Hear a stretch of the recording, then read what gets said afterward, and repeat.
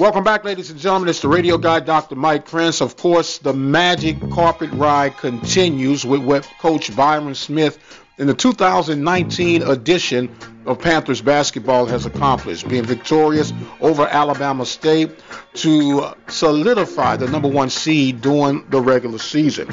A lot of people had compared the 2019 edition to the 1962 edition of Panthers basketball with Zelmo Beatty and Clarence Stubblefield, but that was a team in between that won from 2003, and we are fortunate to have on the line with us right now one of the representatives of that 2003 basketball squad, Brother Gregory Burk. How you doing, young man? I'm doing well, man. How about you? Well, I am excited. It's a happy time in PV Nation, and I'm pretty sure as an alum and a former basketball player, it's always good to see your sport do well. I agree. I actually watched the game on ESPNU, so I sent Coach Smith a text message afterwards, and Coach Busty. I'm happy for those guys. I really am. I'm happy for those guys. Good to see them get back in the seat and the position to where Panther basketball is back on top. Yes, sir. Well, a lot of people don't understand there is going to always be a kindred spirit regardless of the era that you played, in particular with your sport. Were you able to keep track throughout the course of this regular season? I have been. I was actually down there. I came down there in November for the Hall of Fame banquet that they have every single year. I was inducted in the 2010 class, 2010 or 2011, I think 2011 class. And so during that time when I was down there, the basketball team hadn't had a game yet. And they were actually, no, they had a game that day. They were on the road. They were playing in Lamar during that time frame. But I had, asked Coach Smith, were they going to be playing, so on and so forth. But didn't get a chance to go and see them. But I've been keeping an eye on them, as they've been going along. They've been undefeated in conference, and then I seen they lost, their first game when they ended up dropping that Texas Southern game, and they were up. So I've had an eye on them the whole year. Absolutely. And now when you know this game and you see the insides and the outsides, is there a player on this current squad that reminds you of your style of play? They're a little bit more spread out than we were. We were pretty top heavy. Our first 8, kind of did a lot. They play a lot. Byron plays a lot of guys.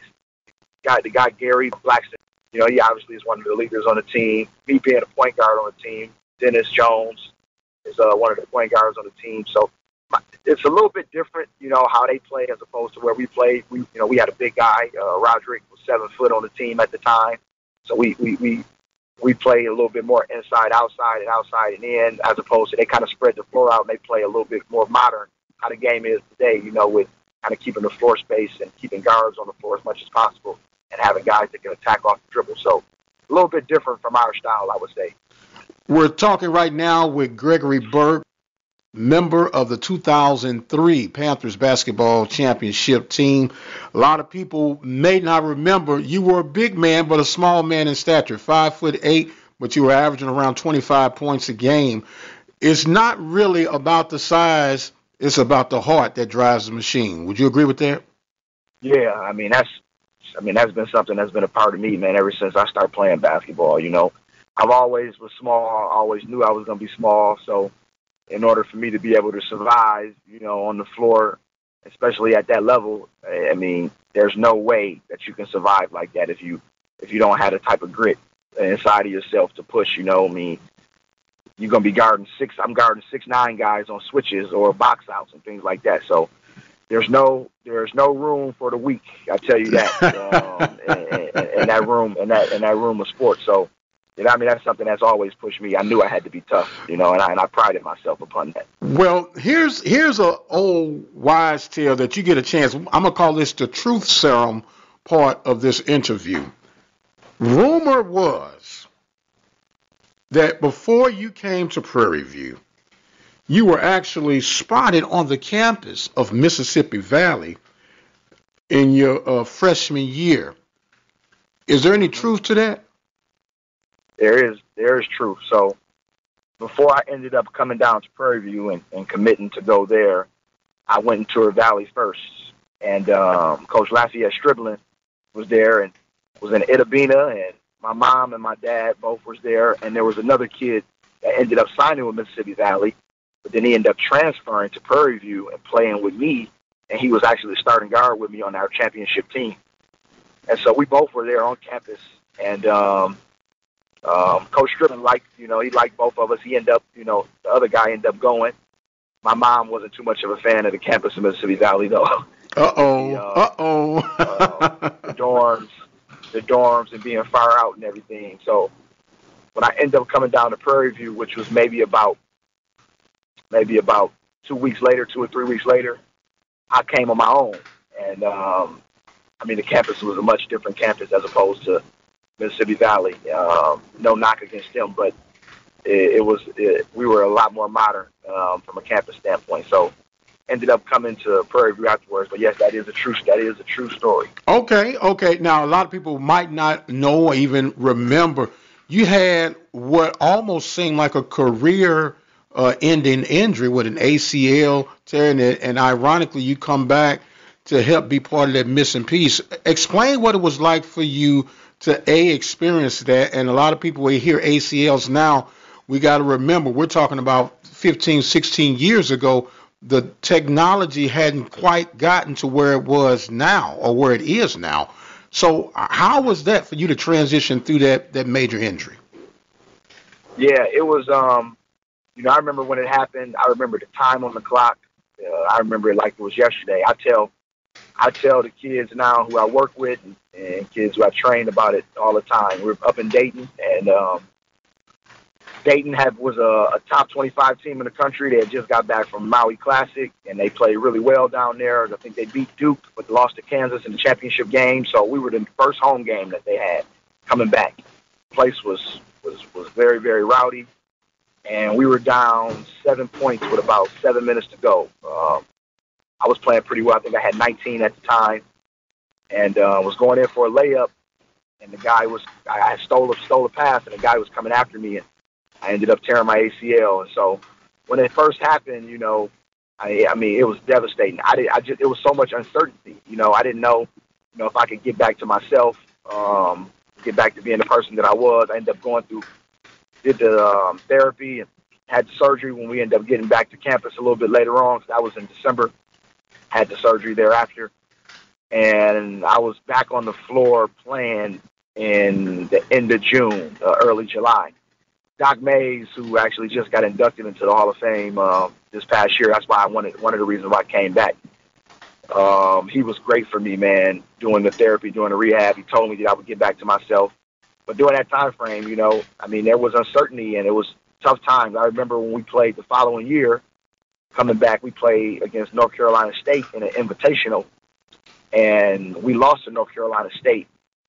And then the following game, we ended up playing VCU, and we lost to them, but we beat Fairleigh Dickinson the last game we played. And the VCU game was the worst game that I ever played in my life. I felt like I just couldn't move. I wasn't as quick as I once was.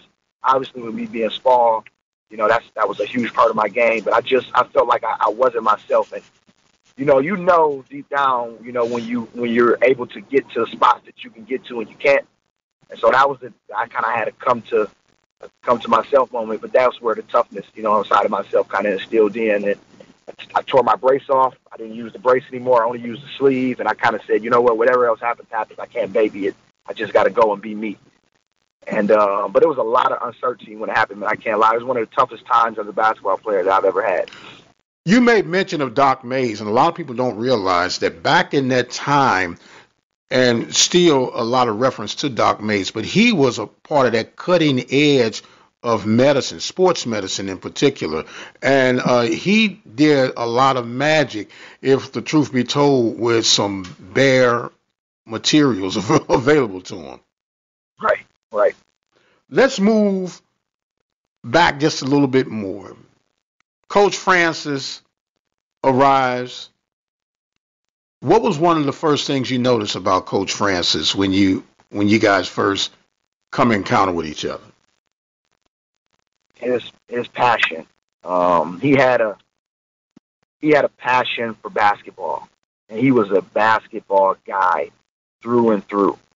And the amount of time that he spent on understanding basketball and the game, and he played the game, at a pretty high level, playing at Ohio State. One of the first things that I experienced with him was his passion, and I knew that he was going to have a driving force, so to speak, to try to get us to another level. And so that was something that poured into you guys, or as I would like to say, just kind of flowed from top to bottom, from the leadership on down to the players abroad.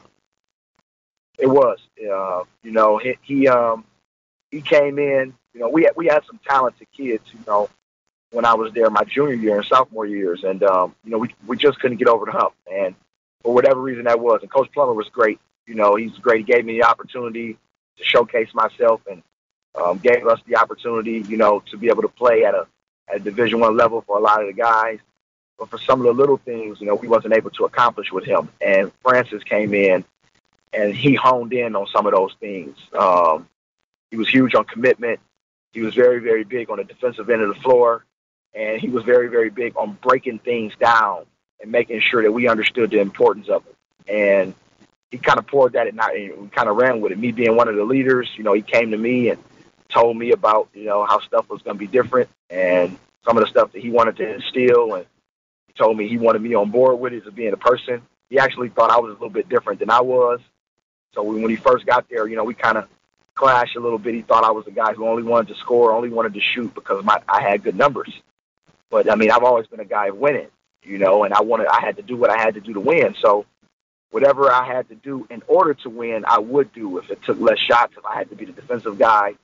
And so, we clashed, but then once he seen where I was, we were right on par with each other throughout that year. Very good. We're speaking again with Brother Gregory Burk, class 2003. The last time the Panthers were regular season champions, man, that's been 16 years. Where were you 16 years ago, those that are listening right now? Now, you spoke earlier, and I know every athlete is proud of the era that they played in.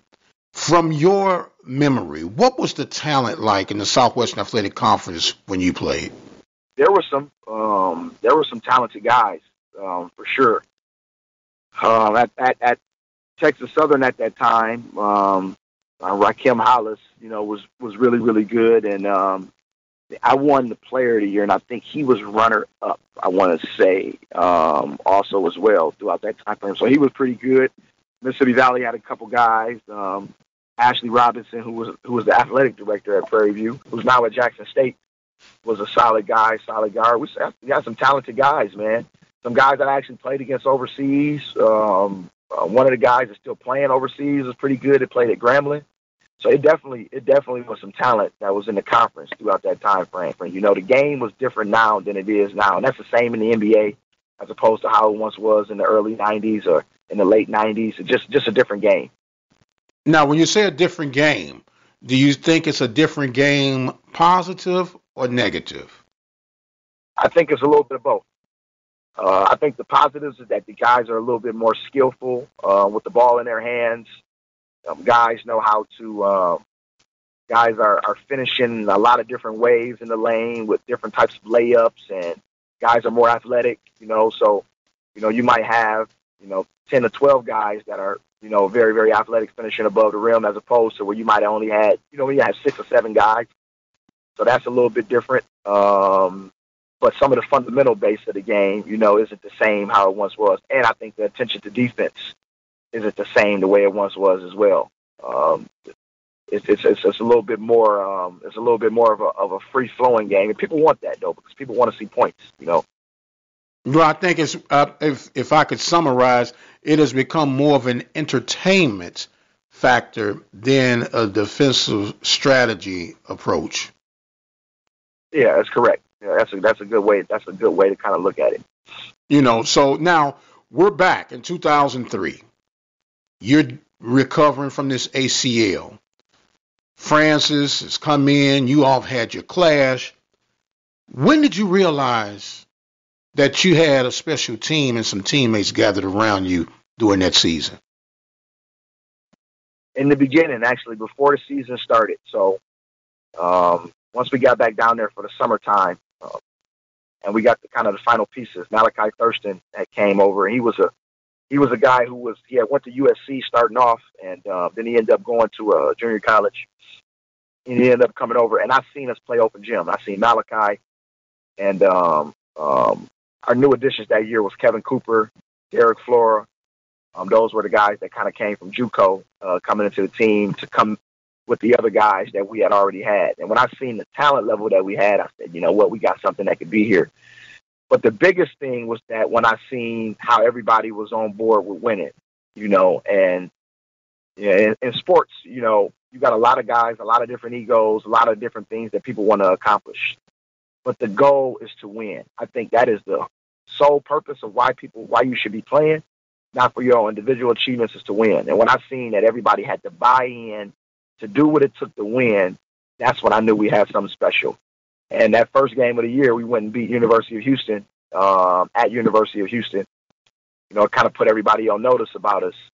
And in the game, to kind of piggyback, to kind of further talk about what you said, when we had our game that I knew that we were going to be good, we played Texas A&M at home, and we lost in double overtime.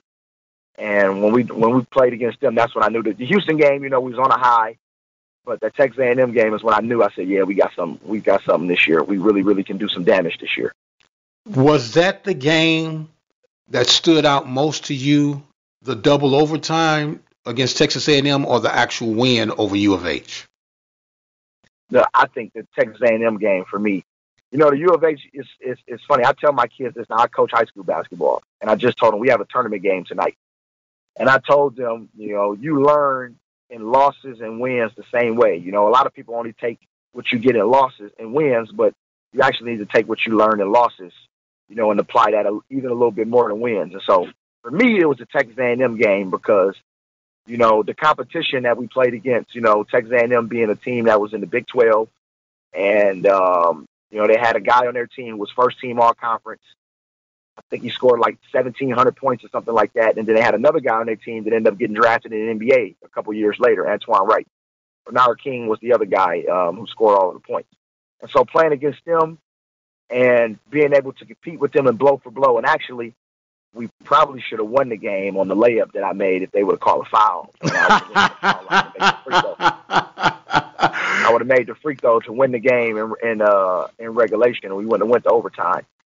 But, that was the game that kind of stood out for me because playing against top competition like that, I knew that we were ready. And when you get in the SWAC, a lot of people say that, the regular season is preparation for the conference. And, and a lot of people look at some of those regular season games, which was a huge shock to me, is that, you kind of just playing these games for money games. But for me, I was playing them to win. I wanted to beat the best competition, And when we were able to compete with the best competition, we played against Houston, beat them that year. Texas A&M lost in double overtime. Lost to Oklahoma, who was a Final Four team the year before, by 7 points. We had some games against some top teams, in the country of college that we were able to be on the floor with and compete. So that's when I knew that we had a good team.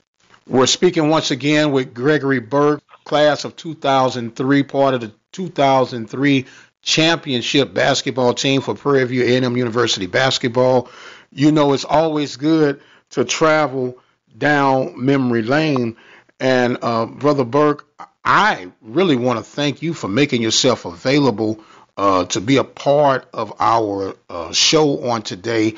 And it's always good to hear from a Panther. Now, you made a little bit of mention that you're coaching now. So bring us up to speed of what is it that Brother Burk's doing in 2019. I coach high school basketball now here back in Michigan, in Flint, like where I'm from. Coach school, Flint Powers Catholic. And so we're in the tournament right now playing. And I also do, I'm a financial planner as well. I do financial planning and I do insurance services. And I've been doing that now for 7 years since I stopped playing overseas professionally. My last year playing professionally, actually it's 9 years now. My last year playing professionally was 2010, 2011. So I do that. I do a little bit of training. I work with a lot of kids with training, with basketball. one of the guys of mine. He's a big man. He's a big deal now, but he's a guy who I worked with a lot when he was younger. And Kyle Kuzma that plays with the Los Angeles Lakers. He's a Flint guy as well, and all the other guys from Flint that are playing professionally, I've kind of worked with them at some capacity at some point in time as well. So just kind of giving back to the community for my basketball, all of the basketball experiences that I've had, and I'm also, doing work financially for a lot of people inside of my community and all across the country, actually, in state Texas, Florida, a little bit all over. So that is what I'm doing now. I don't get to put the ball in the hole anymore, actually, but I did play in the men's league on Sunday and got a chance to play a little bit. So. You still got it, brother? Yeah, I still do pretty well. You ask these guys that I play with now who are younger, guys like Kyle, who is, a 22-year-old, sensation in the NBA. I still get out there with him, and I still can hold my own. He'll tell you. Well, look, that's always good to know and hold true. I got to say this part, and you got to fill in the blank, my brother. Prairie View produces productive people. There you go, my man. Gregory Burk, class of 2003. We want to thank you so much, my man, for making yourself available. And before I really sign off, and I want to do you have any words of wisdom or advice for Coach Smith, the Panthers, and Panther Nation? Yeah, I told them, after the game, just congratulations, and continue to keep doing it in the tournament. Winning the regular season title, is great. I mean, it was a 32-year gap before 31-year gap before we won it. And so now it's been a 16-year gap before it's been won again. But we didn't finish the deal and win it in the tournament. We didn't get the chance to advance in the tournament, and I still talk about that, and I remember that to this day. And I really wish that we would have had the opportunity to get on that NCAA tournament stage. It was probably the most gut-wrenching loss that I ever had. It was bigger than my last high school game. It was bigger than any loss that I had professionally, losing that last game in college, especially when I know we had the opportunity to win. So I'm going to tell them to stay. The job is not done. They have to stay focused and to get into the tournament, because playing in the SWAC, winning the regular season doesn't get you in the tournament, and that's where you want to go. That's what every kid on that team should have had thoughts and dreams to play in the NCAA tournament, to watch one shining moment, to get a chance to play on that stage. So the job isn't done. Stay focused. Go get the conference title in the tournament so they can get into the NCAA tournament and get an opportunity to play against one of the number 1 and number 2 seeds in the tournament. And it could be done. We seen last year a 16 seed be the 1 seed. And I really, really felt that we had an opportunity to do that. One of the guys that coaches now at Texas Christian at TCU, Corey Barker, he was our grad assistant coach. And we talk about that all the time. He believes that we would have had a chance to win in the tournament, and I do too. So the job is not done, Coach Smith, and keep your guys focused and keep going and get that conference championship in the tournament so you can get into the NCAAs. He is Brother Gregory Burk. I am the radio guy, Dr. Mike Prince. Remember, our social media handles for Instagram, Facebook, and Twitter are at The Mike Prince Show. The YouTube channel is Open Mic Broadcast Network. Our website is obnradio.com. And, of course, our 24-hour dial-in message line, 713-570-6736. And until the next time, you guys be blessed, and we'll see you on the other side.